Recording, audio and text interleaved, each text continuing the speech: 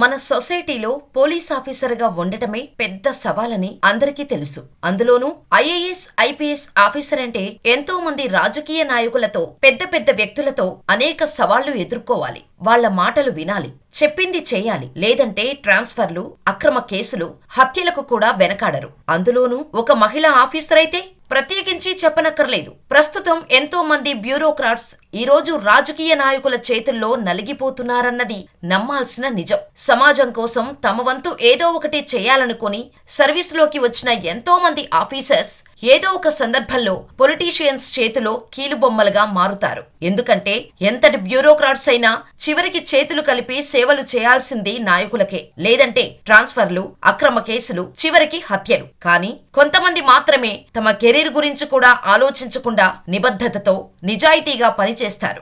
Government నుండి తీసుకునే ప్రతి పైసాకు కట్టుబడి ఉంటారు. ఆ బ్యాచ్కు చెందిన ఒక అధికారి Sonia Narang. 2002 batch Karnataka cadre IPS officer. భయం అంటే ఏంటో తెలీదామెకు. ఏం జరిగినా అవినీతి అనే ఆలోచనే మైండ్లో రానివ్వదు. పసితనం నుండి పెంచుకున్న కళ, తండ్రిని చూసి నేర్చుకున్న నిజాయితీ, సమాజాన్ని మార్చాలని, తన వంతు నిస్వార్థ సేవ చేయాలని పెంచుకున్న కాంక్ష. ఇలా ఒకటి కాదు, రెండు కాదు, అన్నీ కలిపి ఆమెను ఐపీఎస్ అధికారిగా చేశాయి. ఎంతో మంది సివిల్స్ కు ప్రిపేర్ అయ్యే వాళ్ళకి ఆమె ఒక ఇన్స్పిరేషన్. పోలీస్ ఆఫీసర్ అవ్వాలనుకునే వాళ్ళకి ఆమె ఒక రోల్ మోడల్. కానీ ఇంతకీ ఎవరామె, ఆమె స్టోరీ ఏంటి అనే ఇన్ఫర్మేషన్ ఈ వీడియోలో తెలుసుకుందాం. వీడియో చాలా ఇంట్రెస్టింగ్ గా ఉంటుంది. చివరి వరకు స్కిప్ చేయకుండా చూడండి. దానికి ముందు చిన్న రిక్వెస్ట్, మేమిచ్చే ఇన్ఫర్మేషన్ మీకు నచ్చితే ఈ వీడియోని వెంటనే లైక్ చేయండి. అలాగే ఇప్పటి వరకు మా ఛానల్ ని సబ్స్క్రైబ్ చేసుకోపోయి ఉంటే వెంటనే సబ్స్క్రైబ్ చేసుకుని పక్కనే ఉన్న బెల్ ఐకాన్ కొట్టేసి నోటిఫికేషన్ ఆన్ లో పెట్టుకోండి. చివరిలో మీ అభిప్రాయాన్ని మాకు కామెంట్ చేయటం మాత్రం మర్చిపోవద్దు. ఇక వీడియో స్టార్ట్ చేసేద్దాం. చండీగఢ్ కు చెందిన అమ్మాయి సోనియా నారంగ్. ఆమె తండ్రి AN Narang deputy superintendent of police గా పదవి విరమణ చేశారు. చిన్నప్పటి నుండి ఆమె తండ్రే ఆమెకు రోల్ మోడల్. చాలా దగ్గర నుండి తండ్రిని చూసిన సోనియా ఊహ తెలిసినప్పటి నుండే పోలీస్ కావాలనుకుంది.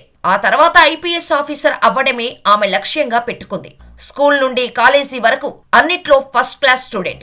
సోషియాలజీలో పంజాబ్ యూనివర్సిటీ నుండి గోల్డ్ మెడల్ సాధించింది. ఆ తర్వాత 2 సార్లు యూపీఎస్సీలో కొన్ని కారణాల వల్ల ఫెయిల్ అయింది. ఆ తర్వాత 2002లో క్లియర్ చేసి కర్ణాటక క్యాడర్ ఐపీఎస్ ఆఫీసర్ అయింది సోనియా. శిక్షణ తర్వాత 2004లో ప్రొబేషనర్ గా ఆమె మొదటి అసైన్మెంట్ గుల్బర్గా జిల్లాలో జరిగింది. అఫ్జల్పూర్ అసెంబ్లీ కాన్స్టిట్యుయెన్సీ ఎన్నికల సంవత్సరం. అందులోని రౌడీ షీటర్లు, క్రిమినల్స్ తో నిండిన నియోజకవర్గం. అలాంటి నేరపూరిత అఫ్జల్పూర్ ని నిర్వహించాల్సి వచ్చింది. నిజంగా ఇది అనుభవం లేని అధికారులకి చాలా కష్టమైన పని. కానీ సోనియా ఏం చెబుతుందో వినండి.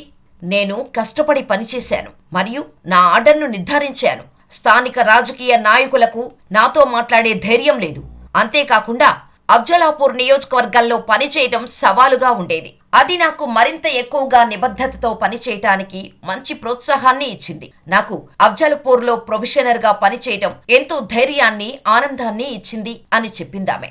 ఆ తర్వాత బెల్గాం జిల్లాలోని బైల్ హోంగల్ తదుపరి పోస్టింగ్. ఆ తర్వాత సోనియా నారంగ్ 2006లో దావనగిరిలో సూపరింటెండెంట్ ఆఫ్ పోలీసుగా నియమితులయ్యారు. అలా 2006 వరకు ఆమె పేరు ప్రపంచానికి అంతగా పరిచయం కాలేదు. కానీ ఆ సంవత్సరంలో జరిగిన ఒక్క సంఘటనతో ఒక్కసారిగా ప్రజల్లో హీరోగా మారిపోయింది. ఓ రోజు దావనగిరిలో రాజకీయ నిరసనలు జరిగాయి. సిటీ మొత్తం హింసాత్మకమైన వాతావరణం చోటు చేసుకుంది. దాంతో సోనియా నారంగ్ 144 సెక్షన్ అమలు చేసింది. అయినా అధికార పక్షం, ప్రతిపక్షం అంటే బీజేపీ, కాంగ్రెస్ కార్యకర్తలు సోనియా నారంగ్ విధించిన 144 సెక్షన్ ని పట్టించుకోకుండా గొడవలకు దిగారు. పోలీసులు ఎంత కంట్రోల్ చేసినా వినకపోవడంతో నారంగ్ లాఠీ చార్జీకి ఆదేశించింది. దాంతో కాంగ్రెస్ కార్యకర్తలు చెల్లా చెదురైపోయారు. కానీ బీజేపీ ఎమ్మెల్యే రేణుకాచార్య మాత్రం అక్కడి నుంచి వెళ్లేందుకు నిరాకరించి నిరసన కొనసాగించారు. అనేక హెచ్చరికల తర్వాత కూడా అతను కదలడానికి నిరాకరించడంతో సోనియా నారంగ్ అతన్ని చెంపదెబ్బ కొట్టి బొక్కలో వేసింది. ఇది పెద్ద వివాదాన్ని సృష్టించింది. పొలిటికల్ సర్కిల్లో చాలా మంది ఆగ్రహం వ్యక్తం చేసినప్పటికీ ఆమె ధైర్య సాహసాలకు ప్రజలచే ఎంతో ప్రశంసించబడింది. ఎమ్మెల్యే కూడా ఆమెను తన ప్రాంతం నుంచి బదిలీ చేయాలని ప్రయత్నించినా ఫలితం లేకపోయింది. సోనియా ఎప్పుడూ కఠినమైన సవాళ్లను ఎదుర్కొంటారు. ఆ ఛాలెంజ్ ను తీసుకున్న ప్రతిసారి గౌరవంగా దిగిపోయాడు. 2006 సంఘటన తర్వాత మతపరమైన సమస్యలతో బాధపడుతున్న బెల్గాంలో పోలీస్ సూపరింటెండెంట్ గా పంపబడ్డారు. బెల్గాం వంటి ప్రాంతాల్లో ఆమె మొదటి మహిళా పోలీస్ సూపరింటెండెంట్. సోనియా రాత్రి పగలు తేడా లేకుండా ఆ ప్రాంతంలో తిరుగుతూ రౌడీ షీటర్లను, నేరస్తులను కనిపెట్టి వారిపై చర్యలు తీసుకున్నారు. సోనియా చర్యలకు భయపడి చాలా మంది రౌడీలు పారిపోయారు. 2013లో Bengaluru south division deputy commissioner గా పనిచేస్తున్న ఐపీఎస్ అధికారి సోనియా నారంగ్ అధికార దుర్వినియోగం ఆరోపణలు ఎదుర్కొంటున్నారు. అంతేకాకుండా కాంగ్రెస్ ప్రభుత్వం 16,000 కోట్ల రూపాయల మైనింగ్ కుంభకోణంలో సోనియా కూడా భాగస్వామ్యురాలు అంటూ ఆమె పేరును ముఖ్యమంత్రి సిద్ధరామయ్య పేర్కొన్నారు. అయితే సాధారణంగా ఇలాంటి అవినీతి ఆరోపణలు చేసే రాజకీయ నాయకులని వ్యక్తిగతంగా కలుసుకోవటం ద్వారా పోలీస్ అధికారులు ఇలాంటి సమస్యలను పరిష్కరించుకుంటారు. కానీ సోనియా మాత్రం ఆ బాట పట్టలేదు. ముఖ్యమంత్రి వ్యాఖ్యలపై అందరి సమక్షంలో సోనియా స్పందించారు. పేపర్లో ఆమె చేసిన అవినీతి ఆరోపణలను ఖండిస్తూ ముఖ్యమంత్రి నాపై ఫిర్యాదు చేశారని వార్తాపత్రిక ద్వారా తెలుసుకున్నాను. అతను నాపై చేసిన మైనింగ్ స్కామ్ నిజం కాదు. ఘటన జరిగిన ప్రాంతానికి నేనెప్పుడూ బాధ్యత వహించలేదు. కాబట్టి నా పేరు ఎక్కడి నుండి వచ్చింది? నేను కూడా గనుల శాఖకు ఎప్పుడూ బాధ్యత వహించలేదు. అయితే ముఖ్యమంత్రి ఫిర్యాదుపై న్యాయపరమైన మార్గాల ద్వారా పోరాడాలనుకుంటున్నాను. ఎందుకంటే నేను నిజాయితీగా ఉన్నాను అని నాకు తెలుసు అని సోనియా ఇచ్చిన సమాధానానికి సిద్ధరామయ్య అవాక్కయ్యారు.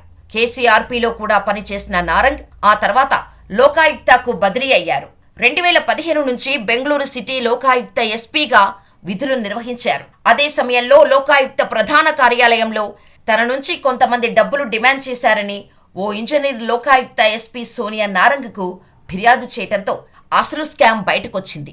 అవినీతికి పాల్పడుతున్నట్టు అనుమానిస్తున్న పదవీ విరమణకు దగ్గరగా ఉన్న ప్రభుత్వ అధికారులను బ్లాక్మెయిల్ చేసి డబ్బు వసూలు చేస్తున్నారని ఆరోపించారు.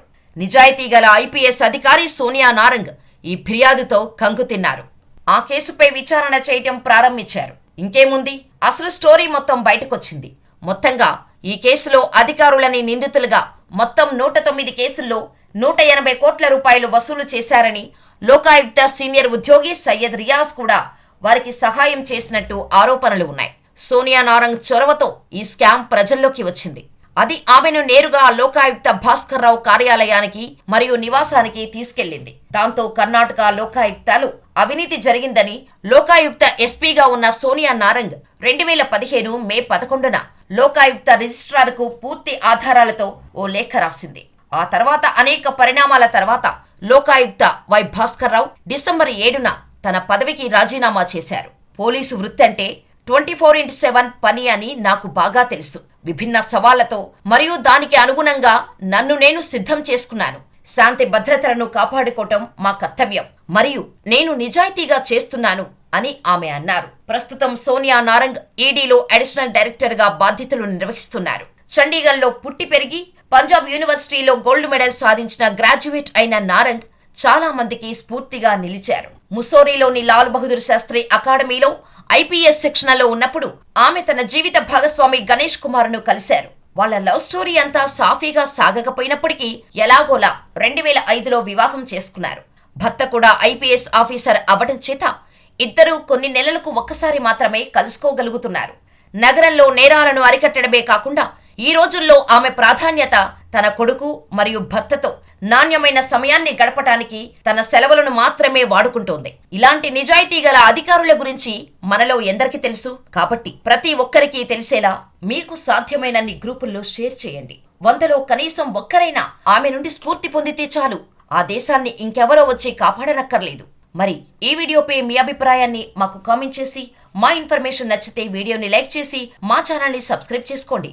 మరో వీడియోలో మరో అద్భుతమైన వ్యక్తిగతతో మళ్ళీ కలుద్దాం. అప్పటి వరకు ఇక్కడున్న ఈ వీడియోలు కూడా చూసేసి మా వీడియోలు మరియు కంటెంట్ గురించి సలహాలు, సూచనలు ఏవైనా ఇవ్వాలనుకుంటే తప్పకుండా కామెంట్ లో తెలియచేయండి. లేదా jmediatelugu@gmail.com కి ఈమెయిల్ చేయండి. మీ ప్రతి సలహాని, సూచనల్ని తప్పకుండా పరిగణలోకి తీసుకుంటాం.